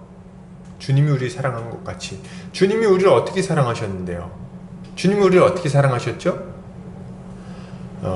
대표적으로는 우리가 십자가를 생각해 볼 수 있어요. 그죠? 십자가에 달려 죽으심으로 우리를 살려내시는 그런 사랑을 보여주셨습니다. 근데 이렇게만 생각하면은 약간 구체성이 좀 떨어져요. 우리가 뭐 다른 사람을 위해서 십자가에 달리기가 지금 상황에서는, 그죠? 이게 좀 쉬운 일이 아니에요. 뭐 대신 십자가에 달릴 사람이 있는 것도 아니고. 그러면 이제 어떻게 되냐 할 때 우리 주님의 공생애를 한번 생각해 보시면 됩니다. 우리 주님은 어떻게 사셨어요? 우리 주님은요, 아픈 사람들과 함께 하셨습니다. 마음 상한 사람들 옆에 계셨고요, 울고 있는 자들의 눈물을 닦아주셨어요. 배고픈 자들을 먹여주셨고요, 멀리 외로운 처지에 있는 사마리아 여인을 위해서 그 광야길을 막 걸어가십니다. 그리고 그 뜨거운 태양볕 아래서 그 여인을 만나기 위하여 기다리기도 하시는 거예요. 우리 주님은요, 비천한 처지에 있는 자들을 외면하지 않으셨어요. 세리, 죄인, 창기 이런 사람들 외면하지 않으시고 기꺼이 만나주시고 기꺼이 섬겨주시고 기꺼이 그들과 시간을 보내어 주셨습니다. 나병 환자를 붙들어 주시고 치유하여 주시고, 그리고 죽은 사람들을 위해서 울어주기도 하시고 공감해 주기도 하시고 그를 다시 살리기도 하신 거죠. 그들을 위해서 기도하기도 하셨어요. 가르치기도 하셨어요. 돌보기도 하셨어요. 우리 주님이 이 모든 일을 행하신 그 원인은 뭐냐면 그들을 사랑하셨기 때문입니다. 우리 주님은 이웃을 사랑하기 위해서 이런 여러 가지 일들을 하신 거예요. 이게 우리 주님의 사랑이고 우리 주님의 섬김입니다. 우리 주님은 십자가에 달리시기 전에 제자들의 발을 씻으신 이후에도 이렇게 말씀하시죠. 요한복음 13장 12절에서 15절입니다. 그들의 발을 씻으신 후에 옷을 입으시고 다시 앉아 그들에게 이르시되 내가 너희에게 행한 것을 너희가 아느냐? 너희가 나를 선생이라 또는 주라 하니 너희 말이 옳도다. 내가 그러하다. 내가 주와 또는 선생이 되어 너희 발을 씻었으니 너희도 서로 발을 씻어주는 것이 옳으니라. 내가 너희에게 행한 것 같이 너희도 행하게 하려 하여 본을 보였노라. 아멘. 그래서 우리가 해야 되는 일은 뭡니까? 이웃의 발을 씻어주는 일을 해야 되겠어요. 이웃의 힘든 것들, 이웃의 고통스러운 것들, 이웃의 약점 이런 것들을 채워주고 또 도와주기 위해서 우리가 시간과 물질과 열정을 사용해야 되는 거죠. 우리 주님이 원하는 삶은 분명합니다. 섬김의 삶을 살기를 바라세요. 형제자매를 사랑으로 섬기는 것, 이것이야말로 은혜 받은 자의 마땅한 삶의 모습인 거죠. 사랑하는 우리 성도님들, 지금 제가 얘기했던 섬김의 삶, 사랑의 삶은요, 자연스럽게 사라지는 것이기도 하지만 한편으로는 주님의 명령이기도 합니다. 그죠? 그렇기 때문에 우린 이런 삶을 살아가기를 힘써야 하는 거예요. 살아갈 마음이 있으시죠? 그러면요, 살아가기 위해서 애쓰시기 바랍니다. 나태해지면 안 돼요. 핑계대면 안 돼요. 섬기고 사랑으로 섬기고 돌봐주기 위해서 애써야 돼요. 그러면 우리가 이렇게 이웃을 사랑으로 섬길 때 가져야 될 모습은 뭘까요? 우리는 아브라함의 모습을 통해서 어떻게 섬겨야 될지에 대해서 좀 우리가 배울 수가 있습니다. 이걸 좀 한번 살펴볼게요. 첫째로, 기회를 놓치지 말고 적극적으로 이웃을 섬기기 위해서 애써야 됩니다. 기회를 놓치지 않아야 돼. 섬김의 기회를. 오늘 아브라함 보세요. 나그네 세 사람이 지나가는데요, 그 기회를 놓치지 않아요. 혹시라도 지나가 버릴까봐 막 달려나가서 탁 붙들어 놓습니다. 그리고 뭐라 그래요? 설득을 해요. 야, 지금 응? 우리 집에 좀 들어오십시오. 그냥 떠나가서 제 마음 아프게 하지 마시고 들어오세요. 제가 발 씻을 물도 준비해 놓을 거고 떡도 갖다 줄 거고, 여기서 그늘에서 잠깐 쉬면 얼마나 좋습니까? 그렇게 좀 몸을 쉬고 나서 상쾌하게 된 다음에 그 다음에 떠나시면 얼마나 좋겠어요. 설득을 한다는 거예요. 그 기회를 놓치지 않으려고 막 뛰어가가지고 막 그냥 음식도 준비하고 이렇게 여러 가지를 하게 되는 거죠. 이것은 아브라함이 얼마나 적극적으로 이웃사랑의 삶을 살았는지, 얼마나 적극적으로 섬겼는지를 보여주는 표현입니다. 우리는 우리 옆에 있는 형제 자매들의 형편에 좀 민감할 필요가 있어요. 그래서 그들을 좀 잘 돌볼 필요가 있습니다. 기회를 놓치지 마세요. 그들이 무엇이 필요한지, 어떤 어려움에 처해 있는지, 어떤 기도의 제목들이 있는지를 알아야 된다는 거예요. 형제 자매들을 볼 때 대충 듣고 넘어갈 게 아니라 좀 딱 알아야 됩니다. 귀를 기울이고 세심하게 살피는 자세가 필요하겠죠. 그리고 또 좀 기민하게 움직일 필요가 있어요. 뭐 그렇게까지 기면할 필요가 있는가 생각이 들기도 하는데, 예를 들어서 이렇게 누군가 생일이라는 걸 알았어요. 그럼 어떻게 해야 됩니까? 생일이라는 걸 알았어. 우리 뭐 이웃인지 딱 보니까 뭐 요새는 카카오톡 같은데 생일이 다 뜨죠. 그래서 누구 생일이라는 걸 알게 됐어. 몰랐는데 알게 됐어. 그럼 어떻게 됩니까? 그때 빨리 문자나 이런 걸 보내줘야 되는 거예요. 생일 축하합니다. 뭐 이렇게 하고 뭐 할 수 있으면 커피 한 잔 보내도 괜찮겠죠. 꼭 아주 섬길 수 있는 좋은 기회 아닙니까? 혹은 또 이렇게 뭐 이런 어르신들 같은 경우 이런 게 좀 어렵다면은 달력 같은 데가 좀 이렇게 생일 같은 거 표시를 해놓으면 좋죠. 그랬다가 누구 생일 딱 되면 딱 그 기회를 놓치지 않는 거예요. 이웃의 생일은 아주 좋은 섬김의 기회라고 생각이 듭니다. 꼭 크고 멋진 선물을 받아야만 기쁜 것은 아니에요, 여러분. 뭐 생일이니까 람보르기니 내가 선물해 주겠다. 꼭 그래야만 뭐 이게 되는 건 아닙니다. 선물은요, 소소해도 상관없어요. 그죠? 중요한 건 뭡니까? 마음이에요. 저도 이렇게 막 생일 때 보면은 이렇게 여러분들이 많이 섬겨주세요. 이게 목회자고 그러다 보니까 더 그런 것 같아요. 참 감사하게 생각을 하는데, 이렇게 어떤 분들이 이렇게 막 이렇게 선물 주는데 그것도 참 감사하지만, 이렇게 뭐 문구 이렇게 몇 마디 편지를 적어서 보냅니다. 그래서 뭐 이렇게 이러저러한 것 때문에 감사했고 이런 것들 참 좋은데 이렇게 참 오늘 잘 보내시기 바랍니다. 그 몇 글자 안 되는 메시지를 가지고도 얼마나 마음이 기쁘고 정말 그게 행복한지 몰라요. 그렇지 않습니까? 누군가 우리를 신경 써서 그렇게 카드를 써준다는 것, 문자를 보내준다는 것은 참 감사한 일인 거죠. 그것 자체로 큰 섬김이 될 수 있는 거예요. 이런 기회들을 날려버린다면 그건 참 안타까운 일이라고 생각이 됩니다. 또 뭐가 있을까요? 좀 기민할 필요가 있다는 건 이런 면이에요. 예를 들어서 뭐 오늘 안정호 목사님은 항상 건강하신데요. 근데 이제 아프다고 한번 해보죠. 건강한 목사님 좀 아프다고 한번 생각해 봅시다. 아파서 감기에 걸렸어. 감기에 걸리면요, 이렇게 아파요. 요새는 이러면 큰일 나죠. 아프다고 이렇게 했어.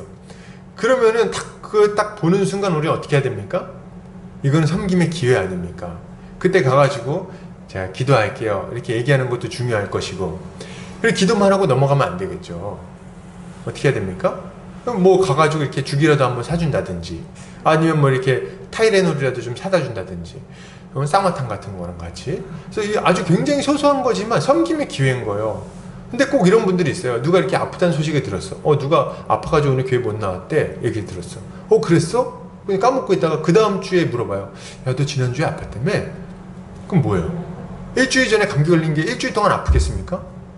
다 지나간 다음에 물어보는 거는 뭐 그 관심이니까 그것도 좋은 일이지만, 그러나 좀 기회를 잘 살렸다고 보기는 어려워요. 우리는 기민하게, 그런 면에서 좀 기민하게 움직여서 섬길 필요가 있는 거죠. 우리는 가까운 이웃을 섬길 기회를 놓치지 않아야 됩니다. 그리고 꼭 섬김의 기회를 기다리고만 있을 필요는 또 없습니다. 우린 더 적극적으로 섬길 기회를 찾으면 좋겠어요. 더 적극적으로 섬길 기회 찾으면 좋겠다. 그래서 아브라함도 보세요. 나그네가 와서 물어보지 않았어요. 딱 와가지고 지나가는 과객이 온데 오늘 하룻밤 머물 수 있겠습니까? 뭐 이렇게 하지 않았습니다. 나그네는 그냥 지나가려고 그랬고, 아브라함은 달려나가서 막고 붙들어가지고 데리고 온 거예요. 이거 적극적으로 섬기려는 태도를 가지고 있는 거 아닙니까? 그런 면에서 저는 좀 한 가지 제안이기도 한데, 코로나가 좀 잠잠해지고 나면, 전제는 좀 잠잠해지는 거죠. 코로나가 잠잠해지고 나면 좀 우리 이웃을 집으로 초대하는 것도 적극적인 섬김의 모습일 거라고 생각합니다.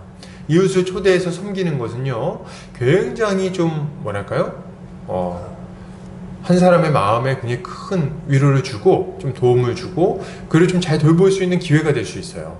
그리고 그를 좀 잘 섬길 수 있겠죠? 먹을 것도 대접할 수 있고. 그래서 저도 이런 걸 그렇게 잘하는 편은 아닌데, 집에 이렇게 모셔가지고 이렇게 같이 이렇게 대화를 나누고 밥을 먹고 하면은 그 자체로 굉장히 기쁨이 됩니다. 누군가 이렇게 초대해주면 그것도 참 좋겠죠. 사도 바울은 이런 얘기를 하면서 또 이렇게도 말합니다. 갈라디아서 6장 10절 이렇게 말하죠. 그러므로 우리는 기회 있는 대로 모든 이에게 착한 일을 하되 더욱 믿음의 가정들에게 할지니라, 이렇게 말하고 있습니다. 아멘. 우리가 기억할 것은 이렇게 섬김의 모습을 가져야 할 때 먼저는 믿음의 가정들을 섬겨야 된다는 거예요, 여러분. 이것은 하나님께서 우리를 교회로 불러 한 몸 한 가족의 삶을 살게 하셨다는 것을 생각해 보면 너무나도 당연한 이야기입니다. 우리는 이웃을 섬겨야 되는데요. 먼저는 가까운 이웃, 가장 가까운 이웃, 우리의 영적 가족인 교회를 섬겨야 됩니다. 이게 우리가 가장 먼저 해야 되는 일이에요. 교회의 형제 자매들도 섬기지 않으면서 다른 이웃을 섬긴다는 것은 여러분 말이 되지 않는 얘기입니다. 그것은 굉장히 이중적인 모습이고 좀 외식하는 모습이라고까지 말할 수 있을 것 같아요. 예를 들면 이런 거요. 집에 오면은 맨날 인색하고 자녀들이 막 아빠 저 배고파요. 야, 너 이렇게 맨날 뭐 이렇게 먹으려고 그래? 굶어. 뭐 이렇게 얘기하고 뭐 이렇게 막 하면 아주 엄하게 막 때리고 그리고 막 폭언을 하고 아주 가족들을 괴롭히는 거예요. 그래 놓고 나서 밖에서 이웃을 만나 옆집 아저씨 만나면 막 아주 그냥 옆집 아저씨가 그냥 세상 왕이야. 아주 그냥 막 그냥 섬겨주고 막 돌봐주고 막 뭘 해드릴깝쇼 막 이렇게 해가면서 막 그렇게 섬기고. 그러면 이건 뭡니까? 이거 완전 엉터리인 거예요. 자기 가족도 돌보지 못하면서 무슨 이웃을 돌봅니까? 자기 가족, 가장 가까운 피부치들도 제대로 섬기지 못하면서 도대체 누구 섬길 수 있냐는 거예요. 가능합니까? 이건 외식하는 모습이고 아주 가식적인 모습인 거예요. 그건 말도 안 되는 얘기입니다. 물론 그렇다고 해서 뭐 이렇게 나는 가족한테 못하니까 이웃한테도 못하겠다 이러면 그거 진짜 곤란한 얘기겠죠. 그런 얘기를 하는 게 아니라 먼저 우리 영적 가족인 교회를 돌보는 것은 너무나도 자연스럽고 마땅한 일이라는 거예요. 그래 돌봐야죠. 아껴줘야죠. 그러니까 온전한 모습을 갖도록 먼저 잘 챙겨줘야죠. 자녀가 굶고 있는데 이웃을 먼저 섬기는 게 어떻게 가능합니까? 안 될 일이에요. 자녀를 먼저 잘 돌보고 자녀가 온전한 모습으로 살 수 있도록 돌보는 것이 필요한 겁니다. 그렇게 한 이후에야 우리가 그 이웃들을 더 거리가 있는 이웃들을 더 돌볼 수 있게 되겠죠. 여러분, 그러므로 우리는 교회 형제자매들을 적극적으로 먼저 섬겨야 할 것입니다. 둘째로, 보답받을 것을 생각하지 말고 연약한 이웃을 사랑으로 섬겨야 되겠습니다. 오늘 아브라함은 이 나그네를 극진히 대접했어요. 아브라함은 이 천사라고 생각 안 했다 그랬죠. 나그네라고 생각하면서도 그렇게 대접했다는 말입니다. 나그네는 어떤 자들입니까? 나그네는 잠시 얼굴을 보고 그러고 나서 가버릴 사람이에요. 다시 안 만날 사람들입니다. 그죠? 나와 특별한 연분이 없는 사람들인 거예요. 식당으로 치자면 뜨내기 손님인 겁니다. 뜨내기 손님. 그래서 저 고속도로 변에서 한번 만날 어떤 그런 손님들. 잠시 스쳐가는 인연이니까 우리에게 어떤 유익도 끼칠 수 없는 사람인 거죠. 그런데 아브라함은 그런 나그네들을 아주 극진히 마치 자기의 가족이 됐냐, 가장 가까운 사람인 양, 나에게 큰 유익을 줄 수 있는 사람인 것인 양, 그렇게 섬기고 있다는 겁니다. 이것은 우리가 이웃을 섬길 때 되돌려받을 것을 생각하지 말고 섬겨야 한다는 것을 잘 알려주는 표현입니다. 주님은 이웃을 섬기라는 명령을 하시면서 이렇게 말씀하십니다. 누가복음 14장 12절에서 14절 말씀이에요. 또 자기를 청한 자에게 이르시되 내가 점심이나 저녁이나 베풀거든 벗이나 형제나 친척이나 부한 이웃을 청하지 말라. 두렵건대 그 사람들이 너를 도로 청하여 내게 갚음이 될까 하노라. 잔치를 베풀거든 차라리 가난한 자들과 몸 불편한 자들과 저는 자들과 맹인들을 청하라. 그리하면 그들이 갚을 것이 없으므로 내게 복이 되리니 이는 의인들의 부활 시에 내가 갚음을 받겠음이라 하시더라. 아멘. 지금 무슨 말을 하고 있습니까? 누군가를 섬기려고 할 때 부한 이웃을 섬기지 말라고 말하고 있어요. 굉장히 상식적이지 않은 말이죠.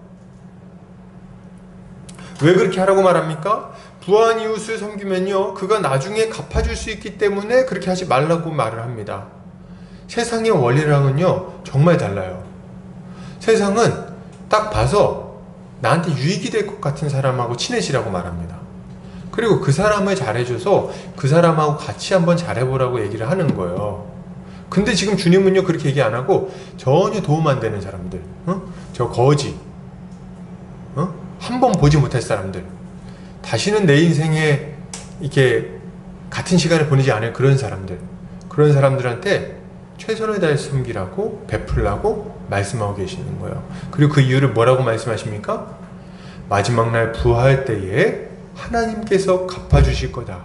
이렇게 이야기를 하는 겁니다. 우리는 누군가에게 선을 베풀 때 자신도 모르게 계산적이 될 때가 있어요. 그죠?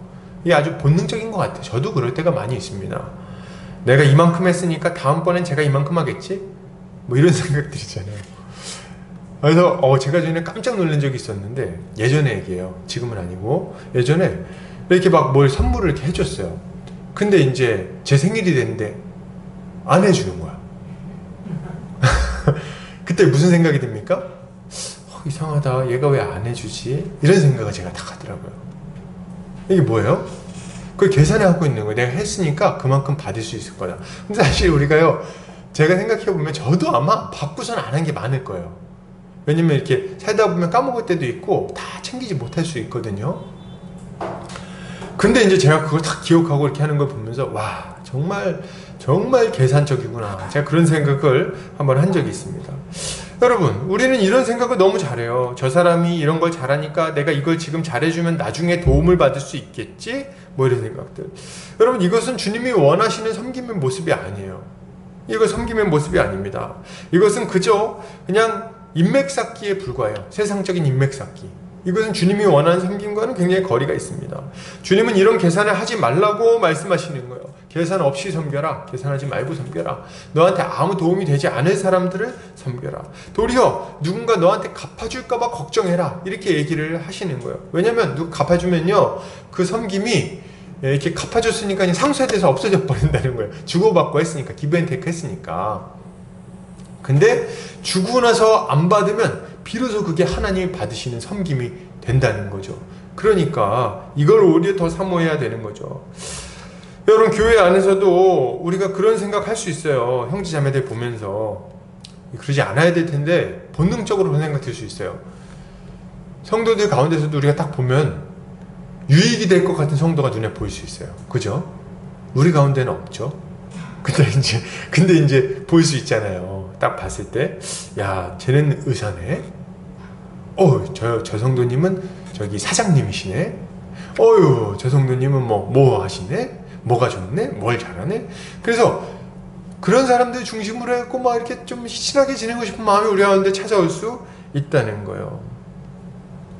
여러분, 그런 마음을 조심하시기 바랍니다. 그리고 또 이런 생각도 조심하셔야 돼요. 저 사람은 정말 나한테 별로 유익이 될 것 같지 않아. 별로 친해지고 싶지도 않고 나랑 맞지도 않고 진짜 도움이 될 것 같지 않고. 여러분, 그런 생각이 혹시 드십니까? 누굴 볼 때? 여기 딱 봤는데 쟤랑 친해져 봐야 별 볼 일 없겠다. 이런 생각이 드시면은 그 사람이 바로 우리가 섬길 사람입니다. 그게 우리 주님이 우리에게 명령하신 거예요. 셋째로, 이웃을 섬길 때 우리가 할 수 있는 최선을 다해서 섬겨야 되겠습니다. 아브라함은 자신이 할 수 있는 최선의 것을 가지고 와서 조리를 하고 대접을 합니다. 송아지도 잡고 밀가루로 떡도 만들고 말이죠. 대접하는 거야 그렇다 치는데 송아지는 정말 대단하지 않습니까? 저는 이 송아지 볼 때마다 대단하다 이런 생각을 해요. 왜냐면 이 송아지는 너무 많아요. 세 사람이 먹기에는. 세 사람이 먹으려면 닭을 잡아도 되고요. 토종닭 한 마리 큰 거 잡으면은 3명 먹어요. 그죠? 그리고 아니면은 뭐 이렇게 양을 잡아도 되고, 새끼 양을 잡아도 충분히 대접할 수 있습니다. 그런데 이 지금 아브라함은 가장 좋은 걸 지금 가져다가 대접을 하고 있다는 거예요. 여러분, 이것은 우리가 이웃을 섬길 때 어떤 태도를 가지고 섬겨야 되는지를 잘 보여주고 있는 말들입니다. 그런 모습이라고 할 수 있어요. 주님은 이렇게 말씀하십니다. 에베소서 6장 6절에서 8절이에요. 눈가림만 하여 사람을 기쁘게 하는 자처럼 하지 말고 그리스도의 종들처럼 마음으로 하나님의 뜻을 행하고 기쁜 마음으로 섬기기를 주께 하듯 하고 사람들에게 하듯 하지 말라. 이는 각 사람이 무슨 선을 행하든지 종이나 자유인이나 주께로부터 그대로 받을 줄을 알미라. 이렇게 말씀을 하고 계십니다. 여러분, 우리는 눈가림을 하지 않아야 돼요. 겉으로 볼 때는 그럴듯하게 이렇게 섬기는 것처럼 하고 속으로는 대충 섬겨서는 안 된다는 거죠. 우리 겉과 속이 똑같아야 돼요. 그래서 최선을 다해서 섬겨야 됩니다. 뭐 이렇게 소고기 사줄 수 있는 상황인데 내 형편이 소고기 사줄 수 있는 형편인데 라면으로 때우려고 그러지 말라는 거죠. 그래서 오늘 좀 소고기 사줄 수 있어. 마음도 그래, 소고기 사줄 어떤 그런 마음이 딱 들었어. 근데 아유 돈 아까워. 아유 쟤한테 소고기 사줘봐야 어땠어? 이렇게 해가지고 우리 라면 먹으러 갈래? 해서 라면 사준다면 이거 안 된다는 거예요. 사줄 수 있는 최선의 것으로, 대접할 수 있는 최선의 것으로 해야 되는 거죠. 제 개인적인 생각으로는 사실은 라면 사줘도 잘하는 거다. 뭘 사주면 어때? 사주면 좋은 거지. 뭐 이런 생각이 있긴 있습니다. 그러나 그럼에도 불구하고 우린 최선을 다해서 이웃을 대접해야 된다는 거예요. 그러면 여러분 어느 정도로 이웃을 대접하면 됩니까? 막 이웃 대접하려고 막 기둥뿌리 뽑나요? 그래서 막 내가 지금 막 당장에 뭐 생활비가 부족한데 소고기 사준다고 막 나서야 됩니까? 그래야 되는 건가요? 그 얘기를 하는 건 아니에요. 기준이 있습니다. 제가 기준을 알려드릴게요. 정확한 기준이에요. 마태복음 7장 12절입니다. 주님이 말씀하세요. 그러므로 무엇이든지 남에게 대접을 받고자 하는 대로 너희도 남을 대접하라. 이것이 율법이요 선지자니라. 아멘. 어떻게 해야 된다고요? 대접을 받고 싶은 대로 하면 됩니다. 내가 대접받고 싶은 대로 대접하면 돼요. 그러니까 내가 내 형편을 잘 알잖아요. 그러니까 나 정도 형편 되는 사람이 나를 대접한다면 어떤 대접을 받고 싶은가를 생각해 보세요. 그때 내가 받고 싶은 대접을 해주면 되는 겁니다. 아주 쉽죠? 우리는 보통 왜 이 기준이 딱 나오냐면 우리는 최선의 대접을 받고 싶어 하기 때문에 그래요. 대접 받을 때는. 할 때는 최소로 하고 싶고 받을 때는 최대로 하고 싶고 이게 이제 우리의 마음이죠. 그래서 우리가 받고 싶은 대로 하면 가장 잘하는 게 되는 거예요. 물론 돈이 뭐 배고플 때는 누가 소고기 사주면 좋겠고 맛집에서 밥을 사주면 좋겠다는 생각을 하지 않겠습니까? 그죠? 오늘 야 내가 참 맛집에서 뭐 먹고 싶은데 그러면 이제 그렇게 사주면 되는 거예요. 돈이 없는데 이런 걸 요구하진 않겠죠. 사정 생각해 가면서. 마찬가지로 길을 안내받고 싶다고 하면 어떡합니까? 이것도 이제 주님이 많이 예를 든 건데 누군가 너에게 오리를 가자 하거든 어떻게 하라고요? 십리를 같이 가라. 이거 무슨 말입니까? 누군가를 섬길 때요 이렇게 섬겨야 된다는 거예요. 야 내가 뭐 지하철에서 길을 잃었어. 이번 출구가 어디야? 모르겠어. 근데 누가 물어줘. 여기 이번 출구가 어디? 이번 출구 좀 알려주세요. 그러면 이제 물어보는 사람 입장에서는 제일 좋은 게 뭡니까? 아주 갈 수 있을 때까지 확실하게 알려주는 거. 같이 가주면 제일 좋겠죠. 근데 이제 알려주는 사람 입장에서는 뭐가 제일 좋아요? 절로 가세요. 이렇게. 이게 제일 절로 가세요. 이렇게 손가락질 한번 하고 마는 거. 이게 제일 그 사람한테 편하겠지. 어떻게 해야 된다고요? 받는 사람 입장에서 가장 좋은 걸로 같이 가주는 거죠. 그리고 확실히 알 수 있을 때까지 데려다 주는 겁니다. 이런 것들이 우리가 가져야 되는 마음가짐이라고 할 수 있는 거죠. 내가 받고 싶은 대로 그대로 대접해주면 되는 거예요. 할렐루야. 자, 계속해서 보겠습니다. 이제 마지막으로 좀 가는데요. 우리가 이런 섬김의 삶을 살아가면 결국 어떻게 될까요? 어떻게 될까요? 하나님께서는 지극히 작은 자에게 선을 베푼 것을 자신에게 한 것으로 여겨주실 겁니다. 그리고 칭찬해 주시겠죠. 히브리서에서는 오늘 아브라함의 섬김에 대해서 이렇게 설명하고 있습니다. 히브리서 13장 2절 말씀이에요. 손님 대접하기를 잊지 말라. 이로써 부지 중에 천사들을 대접한 이들이 있었느니라. 이렇게 얘기를 하고 있어요. 그러니까 손님 대접할 때 이 사람이 천사겠다 이렇게 생각하고 하나님이겠다 생각하고 대접을 하라는 거예요. 주님은 제자들에게 이렇게 교훈하십니다. 마가복음 9장 36절에서 37절이에요. 어린아이 하나를 데려다가 그들 가운데 세우시고 안으시며 제자들에게 이르시되 누구든지 내 이름으로 이런 어린아이 하나를 영접하면 곧 나를 영접함이요 누구든지 나를 영접하면 나를 영접함이 아니요 나를 보내신 이를 영접함이니라. 아멘. 여기서 어린아이는요 정말 도움이 안 되는 어린아이를 말하는 겁니다. 지금은 뭐 어린애들 되게 귀하잖아요. 그래서 아이고 내 새끼 뭐 이렇게 하죠. 근데 이때 당시만 해도요 뭐 우리나라도 사실 몇십 년 전만 해도 그랬죠. 뭐 약장수들이 모이면 어떻게 합니까? 애들은 가라 막 그렇게 하잖아요. 왜요? 왜 그렇게 합니까? 애들은 돈이 없으니까. 애들은 약을 못 사주잖아요. 그러니까 쓸모없는 이렇게 떠들고 옆에서 막 그냥 이렇게 막 시끄럽게나 하지 걔들 무슨 도움이 됩니까? 그러니까 애들은 가 이렇게 하는 거잖아요. 마찬가지로 우리도 그런 마음이 있을 수 있어요. 애들은 가라. 그러니까 애들같이 우리 인생에 도움이 안 될 것 같은 사람들. 그런 사람들을 우리가 좀 볼 수 있는 거죠. 아이, 그런 사람들 필요 없어. 아이, 좀 가까이 좀 안 왔으면 좋겠어. 아, 왜 내 인생 번거롭게 해? 아유, 니들 내 인생에 무슨 도움이 되냐? 제발 좀 안 보였으면 좋겠다. 뭐 이런 생각할 수 있어요. 근데 우리 주님이 뭐라고 말씀하시냐면, 그런 어린아이 하나를 영접하면 나를 영접한 것과 똑같다, 이렇게 말씀을 하시는 거예요. 나를 영접한 것과 똑같다. 그러니까 우리가 그들을 이렇게 영접하는 것은 주님을 영접하는 행동인 겁니다. 주님은 마태복음에 나오는 최후의 심판 때도 동일하게 말씀을 하세요. 비유를 드시죠. 마지막 심판 때에, 최후 심판 때 양과 염소를 나눈다고 말씀하십니다. 그래서 양들은 영생에 들어가고 염소들, 악인들은 이제 영벌에 들어간다고 해요. 그래서 양들에게, 이 영생에 들어갈 의인들에게 뭐라고 말씀을 하시냐면 이렇게 말씀하십니다. 너희는 내가 배고플 때 와서 먹였고, 내가 목마를 때 와서 마시우게 했고, 그리고 내가 감옥에 갇혀 있을 때 와서 돌아봤구나. 그러므로 너희는 너희를 위해서 준비된 저 영원한 생명 가운데 들어가라, 이렇게 말씀을 주세요.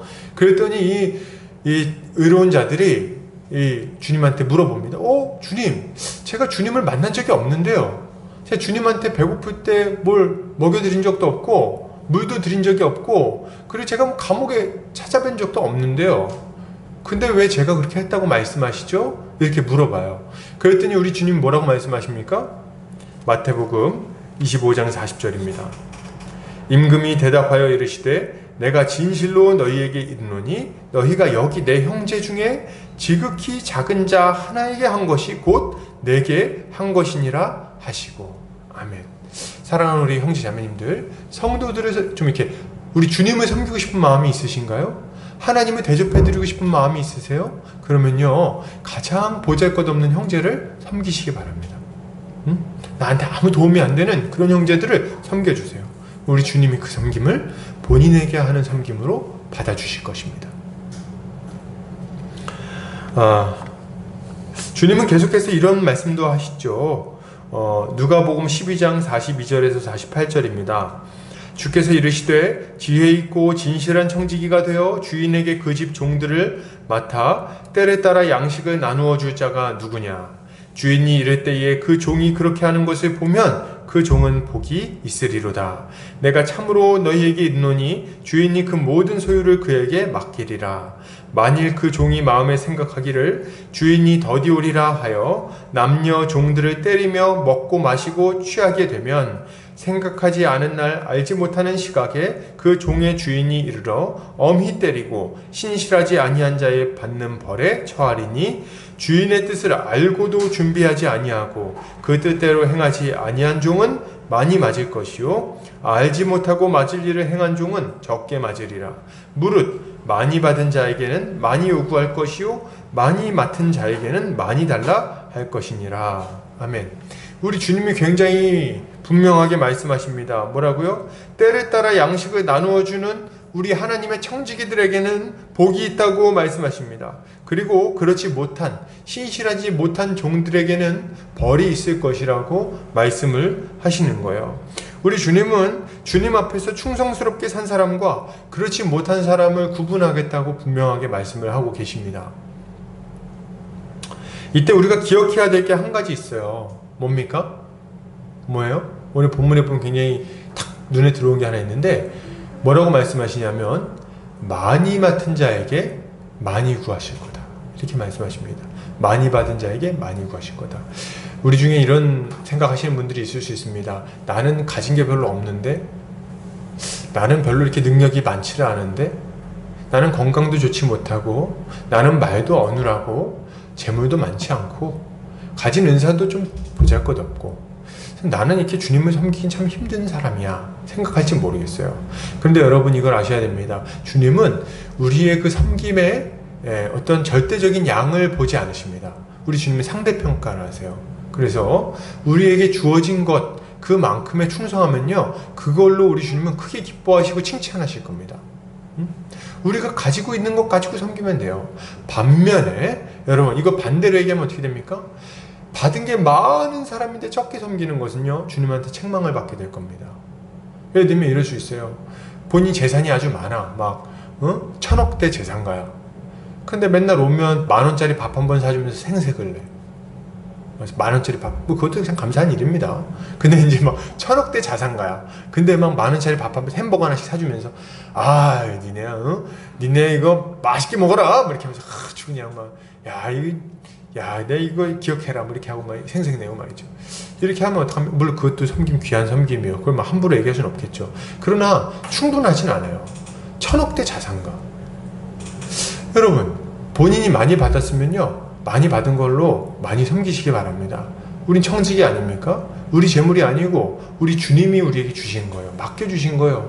1,000억을 뭐 죽을 때까지 그거 가지고 뷔페 다녀도요, 죽을 때까지 뷔페에서 밥 먹어도, 호텔식 뷔페에서 다 못 먹어요. 삼시세끼 뷔페만 먹어도 1,000억을 어떻게 쓸 거예요? 안 그렇습니까? 제가 없어봐서 모르겠어요. 제가 1,000억이 없어봐서 모르겠는데, 얘기를 들으니까 뭐 그 사람들이 뭐 하루에 10끼 먹습니까? 삼시세끼 먹을 거 아니에요. 아무리 비싼 걸 먹어봐야 한계가 있습니다. 그럼 나머지 건 다 썩여 먹어요. 썩일 거 아니에요.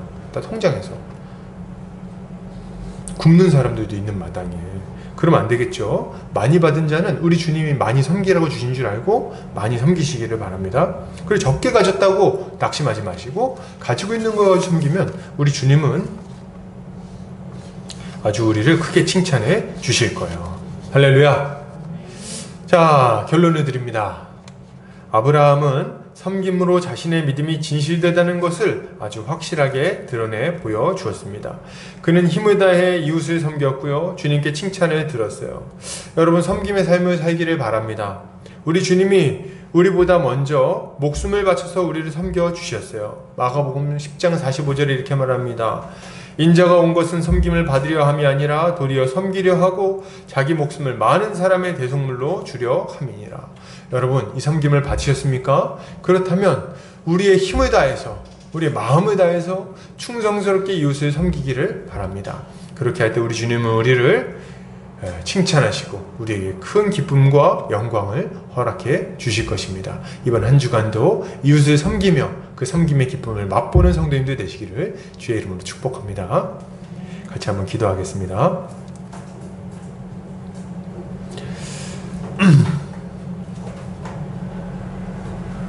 사랑과 은혜가 많으신 하나님 아버지, 감사합니다. 오늘 사랑하는 우리 보금자리 교회 형제자매들 함께 말씀을 나누었습니다.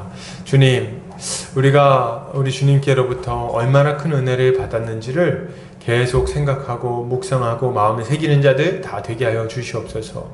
우리 주님이 목숨을 바쳐 우리를 섬기셨던 걸 기억하며 그 은혜에 감격하여서 우리가 이웃을 섬기기를 힘쓰는 자들이 되기를 바랍니다. 주님, 주님이 베푸신 그 은혜를 기억하며 기꺼이 주님의 명령을 따라 이웃을 사랑으로 섬기게 하여 주시옵소서. 우리가 가지고 있는 것 아끼지 않게 하시고 우리에게 갚을 것 없는 자들에게 아낌없이 베풀게 하여 주시옵소서.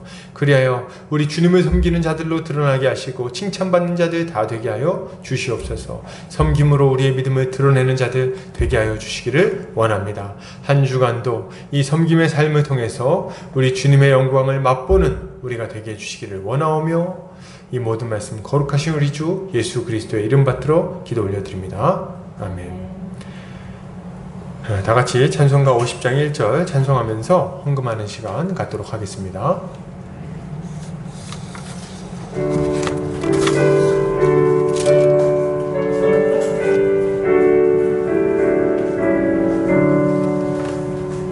내게 있는 모든 것을 아낌없이 드리네.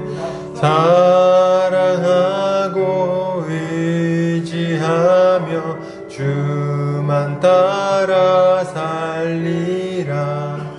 주께 드리네, 주께 드리네. 사랑하는 구주 앞에 모두 드리네. 아멘. 기도합니다. 사랑과 은혜가 많으신 하나님 아버지, 감사합니다. 주님, 우리가 이 시간 우리의 마음과 우리의 물질과 우리의 인생을 주님 앞에 올려드립니다. 주님 받으시고 주님 마음껏 사용하셔서 주의 몸된 교회가 건강하게 세워지게 하여 주시옵소서. 주님, 우리 사랑하는 성도들 한평생 살아가는 동안 돈 때문에 울고 웃고 하지 않도록 주님 은혜 베풀어 주시기를 원합니다. 필요한 물질 채워주셔서 그들이 넉넉하게 살게 하여 주시고 그로 말미암아 다른 이들을 더욱더 힘있게 섬기게 하여 주시옵소서. 주님 아버지, 우리 성도들 믿음을 위하여 기도합니다. 주님 아버지, 어려운 시기에 믿음이 약해질 수 있음을 주님 고백합니다. 주여, 이들이 주님 앞에 은혜를 구할 때에 정말 놀라운 은혜를 날마다 부어 주시옵소서. 말씀을 볼 때에 말씀이 깨달아지게 하시고 기도할 때에 하늘의 은혜가 임하게 하여 주시옵소서. 찬양할 때에 주님이 주시는 기쁨이 마음에 가득 채워지게 하여 주시옵소서. 주님 아버지, 그리함으로 날마다 믿음이 오히려 견고하게 자라나게 하여 주시기를 원합니다. 아버지 하나님, 우리 사랑하는 우리 성도들과 그 가정 가운데 주님 몸이 연약한 자들 없게 하여 주시기 원합니다. 건강을 회복시켜 주시옵소서. 건강한 몸으로 회복되어서 하나님께 영광 돌리고 이웃을 섬기는 일에 힘쓰게 하여 주시기를 원합니다.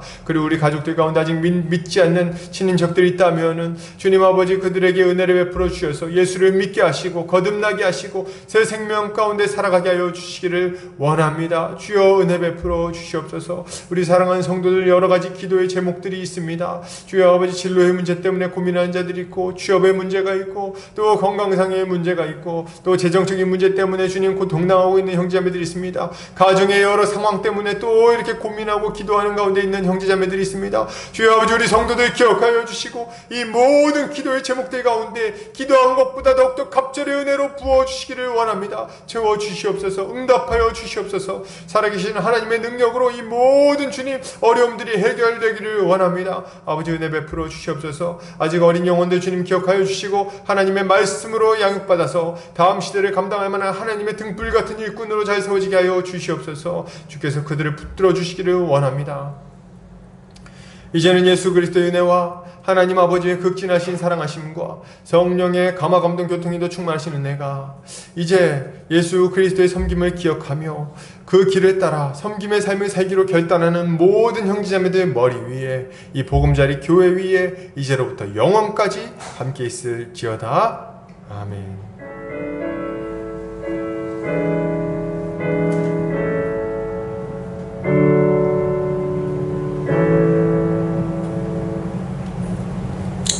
예배를 마쳤습니다.